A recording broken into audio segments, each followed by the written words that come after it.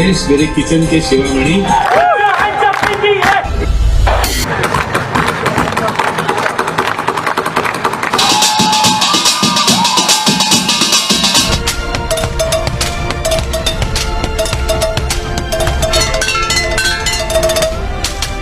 Start ये है कि जो आप बजाते हैं वो सुनाई तो इतना कमाल देता ही है, लेकिन अगर कोई आपको देख ले बजाते हुए वो डबल धमाका है यार। मतलब आउटस्टैंडिंग। मैंने पिछले साल ड्रम्स में थोड़ा बहुत सीख रही थी बट छूट गया क्योंकि मैं शूट में बिजी हो गया। आप प्लीज मुझे सिखाओगे? आप मुझे अपना नंबर दे दो और मुझे सिखाना drums.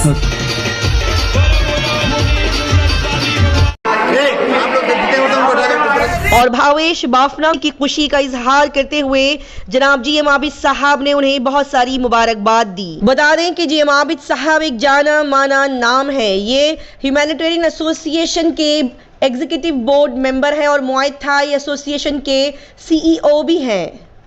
International MMA confederation, world of sports, Thai martial arts Asia secretary, all India kick boxing federation, Muay Thai India national federation, इन सभी से जीएम आबिद साहब जुड़े हुए हैं और दुआएं भी दी। आइए देखते और जानते हैं इस प्रोग्राम से जुड़ी मजीद तफसीलात। So hello everyone, my name is Bhavesh Bafna the kitchen drummer and मैं बेंगलोर से बिलोंग करता हूँ और my born and bought up is from Guntur Andhra Pradesh and बहुत साल से मैं इस फील्ड में हूँ, इंडस्ट्री में हूँ, म्यूज़िक के फील्ड में हूँ। 12 से 13 साल से बहुत कड़ी मेहनत चल रही है और कर रहे हैं और आगे भी करते रहेंगे। And we have done 6 to 7 reality shows and represented India also in Dubai and और आगे देखते कैसे होता है। तो रिसेंट क्या अचीवमेंट्स रहे हैं? रिसेंट में अभी बैक टू बैक एक हम एक 2 कंपटीशन में गए थे। पहला कंपटीशन था जीतो जेन गॉट टैलेंट, जो कि हम उस दौरान पे करीबन ऑल ओवर इंडिया से 400 पार्टिसिपेशन आए थे, 400 टैलेंट लोग आए थे, अपना अपना एक टैलेंट दिखाए थे। उनमें से हम भी एक टैलेंट दिखाए थे और हम जीतो गॉट टैलेंट जो हुआ था जोधपुर के अंदर, हम वो भी जीते और नंबर 1 पे आए। और अभी इस दौरान पे पिछले एक 6 महीने से एक टैलेंट शो चल रहा है, all India Jain got talent.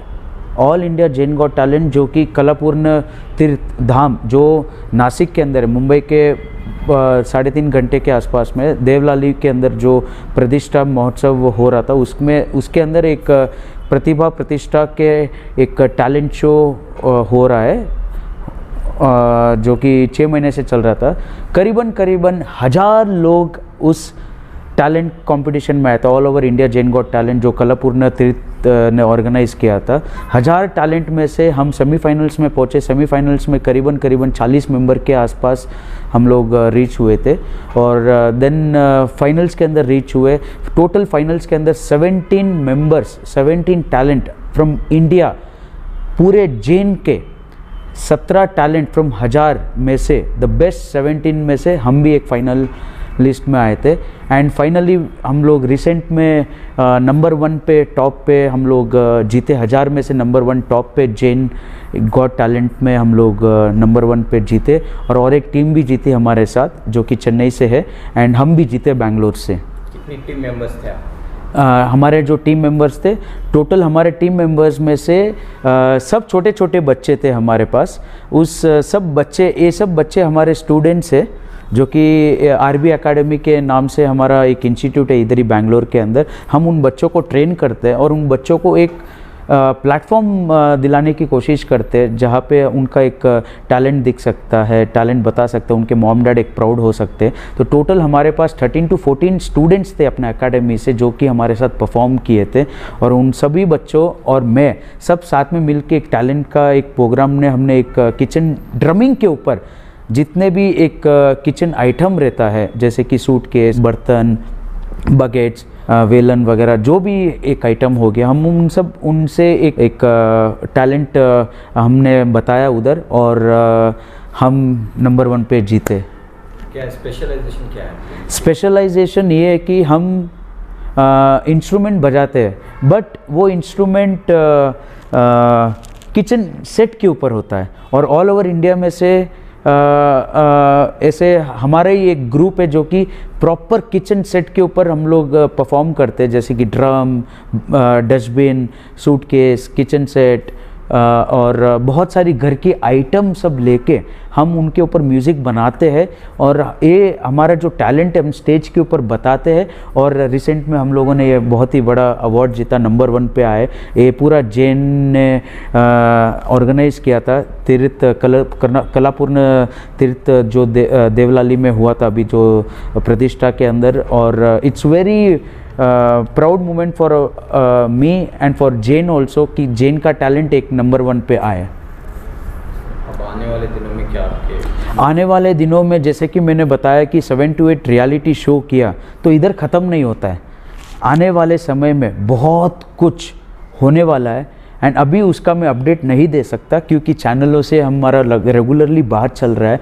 Interview के आने से पहले भी 2 बड़े चैनल का ऑलरेडी कॉल आया था, अभी जस्ट हाफ एन आवर पहले ही, और बहुत ही सरप्राइजिंग है। एंड अभी रिव्यू नहीं कर सकता मैं, बट 100% जितने भी मेरे फैंस हैं, जितने भी मेरा फॉलोअर्स है, जितने भी लोग मुझे जानते हैं, वो 100% बड़े पर्दे पे देखेंगे। अभी तक जो आपने सफ़र तय किया है इसके पीछे कौन है, कैसे आपके गुरु और आपके पेरेंट्स का कैसा सपोर्ट आपको है? अभी तक जो सफ़र हुआ है, एक तो थोड़ा सफ़र के बारे में बताऊंगा। इतना इजी नहीं था सफ़र, क्योंकि 2012 में जब मैं करियर शुरुआत की थी तो उसके पहले मैं एक मोबाइल शोरूम के अंदर काम करता था as a shutter boy. Shutter खोलना, मोबाइल बताना, ग्लास क्लीनिंग करना, अन्य कई शॉप पे, कई दुकानों पे मैंने काम किया। उसके बाद एक मन में एक रहता है कि नहीं, कुछ करना है लाइफ के अंदर, अपना टैलेंट जो है वो बाहर बताओ। देखो, एक होता है कि स्ट्रगल तो हर चीज़ में, आज बड़े बड़े लोग भी जो काम कर रहे हैं, बड़े बड़े जितने भी आज बिजनेसमैन हैं, हर लोगों का एक टेंशन रहता है, हर लोगों का एक स्ट्रगल रहता है। बट मेरे को जो मेरा एक टैलेंट था, मैं एक मोबाइल शोरूम के अंदर भी दुकान में काम करने से मुझे सेटिस्फैक्शन नहीं मिल रहा था, बट जो मेरा एक पैशन था वो पैशन को मुझे आगे लाना था। तो जब मैंने शुरुआत की थी, I was not having 1000 rupees to get a dhol also. ऐसा नहीं है कि माँ बाप से मैं पूछ लूँ, माँ बाप तो 100% देंगे, बट मुझे खुद के पैर पे खड़ा होना था। तो खुद के पैर पे खड़ा होने से लिए मेरे पास 1000 रुपया भी नहीं था कि ढोल खरीदूँ, ड्रम खरीदूँ। तो मैंने क्या किया, घर के बर्तन रखे रूम में, कुछ नया इनोवेटिव कुछ करने की कोशिश किया। घर के बर्तनों से बजाना शुरू किया। तो घर के बर्तन भी बहुत सिर के ऊपर पड़े कि क्या बजा रहा है, कैसे करेगा, ये कुछ होता है क्या, इसमें पैशन है क्या, इसमें पैसा है क्या, इसमें कुछ नाम बनेगा, उसमें कुछ बनाएगा क्या करियर। बट मुझे एक होप था कि कहीं ना कहीं एक जगह पे मेरा टैलेंट आज नहीं तो कभी ना कभी बाहर आ जाएगा। और आज इसको इतना इम्पोर्टेंस नहीं मिल रहा है जितना बाद में इम्पोर्टेंस मिलेगा, क्योंकि ये हार्डवर्क जो रहता है वो 100% बाहर आएगा। तो मेरा कला यही था कि ड्रमर्स तो बहुत है इस दुनिया के अंदर, अब मैं भी ड्रमर्स था। अगर काश वो 1000 रुपया होता तो आज मैं भी ड्रम्स लेके ही बजाता, लेकिन वो दौरान पे इतना स्ट्रगल था कि मेरे को खुद के पैर के ऊपर खड़ा होना था। तो ड्रम्स नहीं था, घर के बर्तन लिए, और घर के बर्तन बहुत सिर के ऊपर पड़ा। बहुत लोग बोले, अपने लोग भी बोले, ये क्या कर रहा है, इसमें करियर है क्या। और आज भी 1 साल पहले भी बहुत कुछ बोले थे कि इसमें क्या करियर है क्या, इसमें करियर है, इसमें ड्रम्स में कुछ करियर होता है क्या, किचन के करियर कुछ होता है क्या, इसका करियर है, इसका करियर नहीं। बट मुझे एक होप्स था, मुझे एक अंदर सी फीलिंग थी कि नहीं, कुछ ना कुछ हो सकता है और कुछ ना कुछ 100% बड़ा होगा। अपने टैलेंट के ऊपर भरोसा रखना चाहिए। तो ऐसे ही किचन के यूटेंसिल्स के आइटम में शुरू किया और बजाना शुरू किया, और आज ऑल ओवर इंडिया तक भी पहुंचे और इंटरनेशनली इंडिया को भी रिप्रेजेंट किया मैंने। किसने प्लेटफॉर्म दिया आपको सबसे पहले? प्लेटफॉर्म, एक चीज़ ये है कि प्लेटफॉर्म कोई नहीं देता है, हासिल करना पड़ता है प्लेटफॉर्म को। क्योंकि अगर कोई देता है तो बहुत इजी हो जाता है किसी के लिए कि हाँ भाई ये प्लेटफॉर्म मिल गया, परफॉर्म कर लो। बट ऐसा कुछ भी नहीं होता है। आप जैसे जैसे जैसे कि मैंने बर्तन का मैंने बताया कि स्टार्टिंग में बर्तन से शुरू किया, तो मेरा पहला प्रोग्राम था रोड के ऊपर। पहला प्रोग्राम था कि रोड के ऊपर बजाया, बैंगलोर के रोड के ऊपर, नियर द MG रोड के गरुड़ा मॉल और बैंगलोर सेंट्रल के मॉल के रोड के बाहर बैठ के मैं बजाना शुरू किया था। तो वो उस दौरान पे अब एग्जाम्पल एक छोटी सी कहानी बताता हूँ। अब मैं जिस दुकान में काम करता था तो मेरी पगार थी 3,000 रुपया, मेरी पगार थी 3,000 रुपया एक सैलरी के ऊपर। तो 3,000 रुपया एक पूरे महीने का 3,000 रुपया मिलता था। उसमें सुबह शटर खोलो, शटर बंद करो, बट कहीं ना कहीं मुझे एक अपना टैलेंट किधर, अपना टैलेंट जो है वो बाहर नहीं आ रहा है। तो मैंने क्या किया, ये अभी बर्तन का टैलेंट मैं कहाँ पे जाके परफॉर्म करूँगा, किधर जाके परफॉर्म करूँगा। तो मैंने क्या किया, एक मैनेजर से बात किया, कोई मॉल के मैनेजर से बात किया कि सर आप मुझे एक प्लेटफॉर्म दीजिए, आपको मेन चीज़ होता है कि कस्टमर आना मॉल में, तो हमारे टैलेंट को देख के लोग खड़े रहेंगे और हमारा टैलेंट बहुत यूनिक है।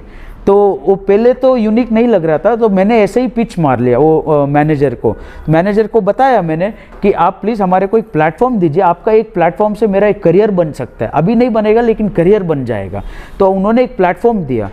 तो शनिवार के टाइम था, सैटरडे के टाइम था, और सैटरडे के टाइम पे मैंने रोड के ऊपर MG रोड के एक रोड रहता है, तो उस रोड के ऊपर मैंने परफॉर्म किया।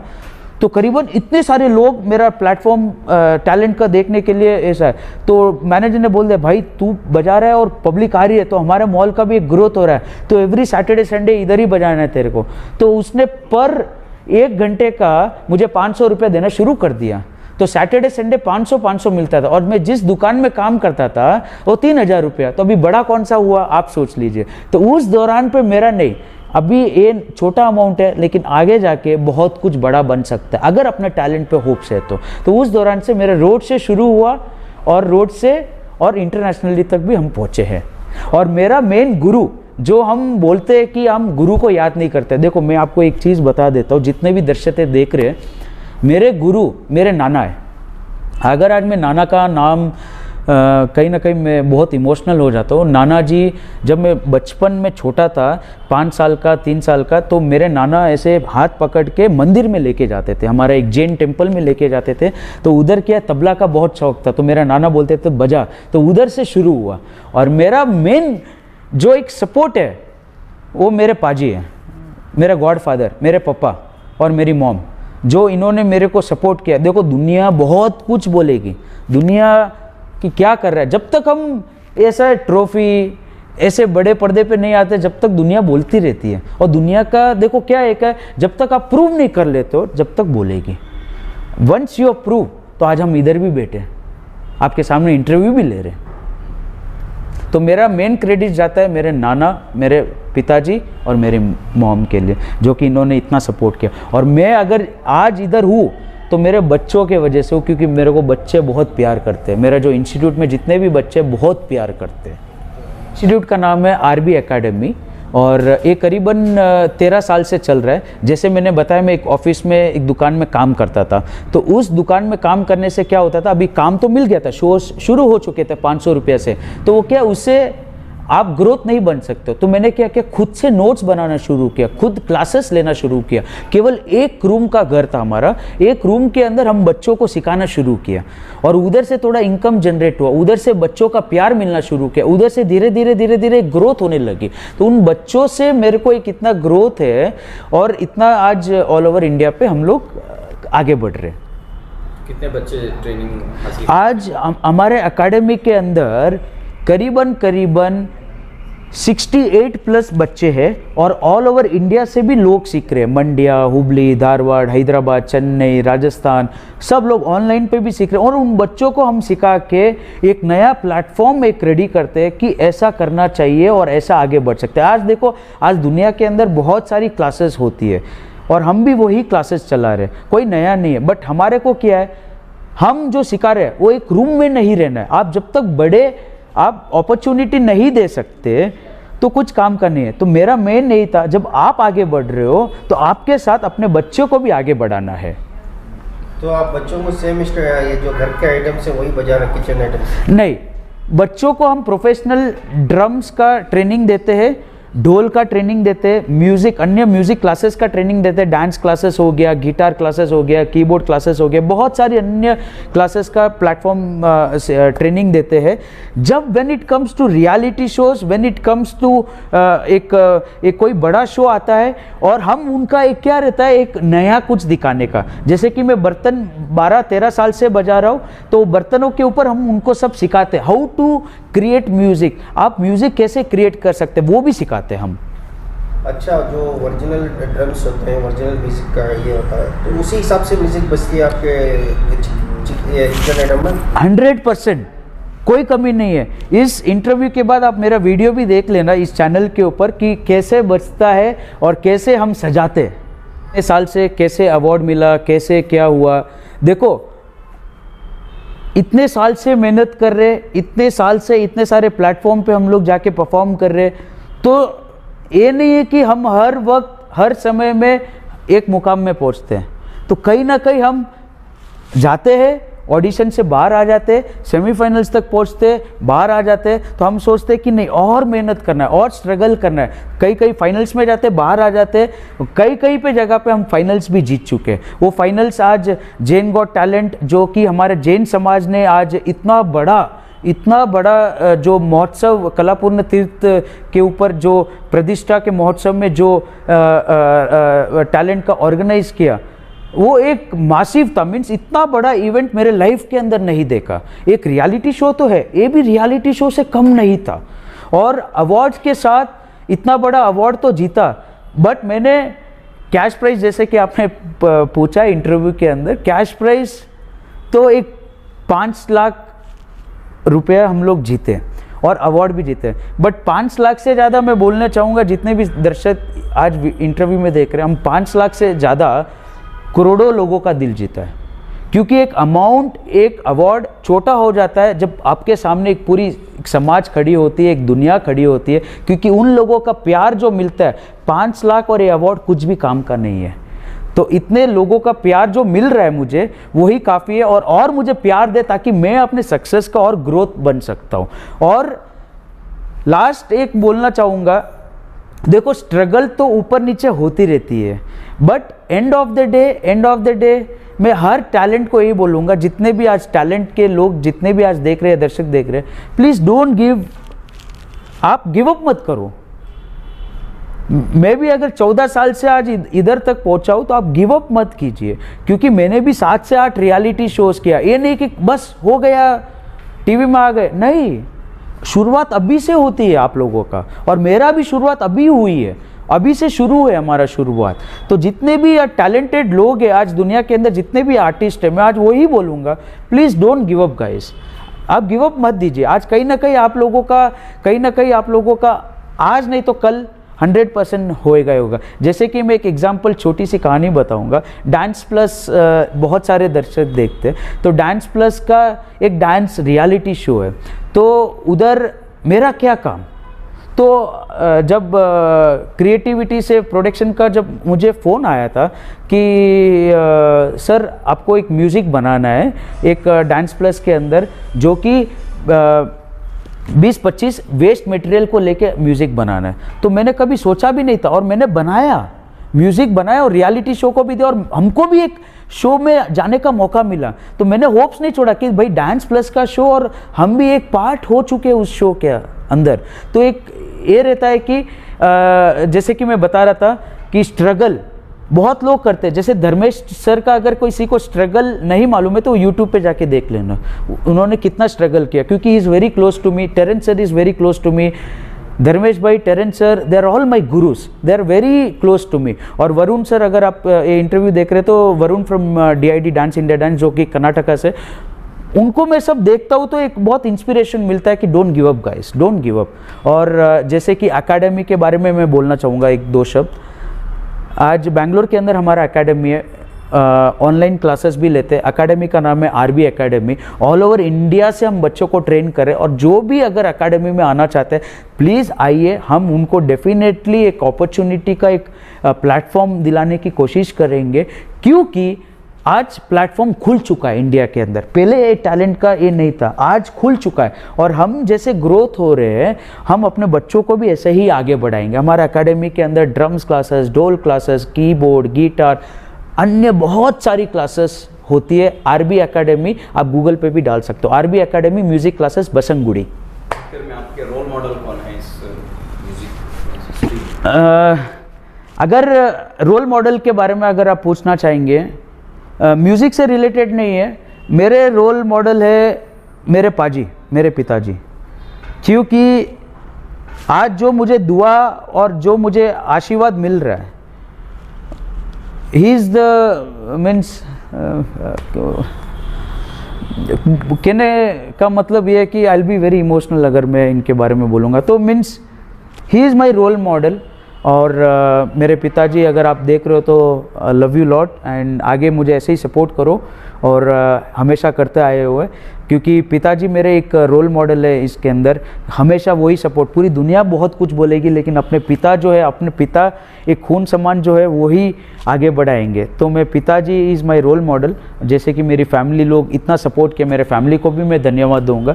एंड नाना जी को मैं बहुत सारा प्यार, आज इस दुनिया में नहीं है बट बहुत सारा प्यार और बहुत सारा ये। और एक साहिब जी, महाराज साहब जी का नाम लूँगा, जो जिन शासन के अंदर जैन, अपने जैन में है, जिन सुंदर आचार्य जिन सुंदर महाराज साहब, उनका जो आशीर्वाद है, आज अगर मैं इस मुकाम पे अभी पहुंचा हूं तो उनके वजह से पहुंचा हूं, क्योंकि जो आशीर्वाद है और दुआ है जो दे रहे, उन सब महाराज साहब के वजह से। सो मैं बहुत बहुत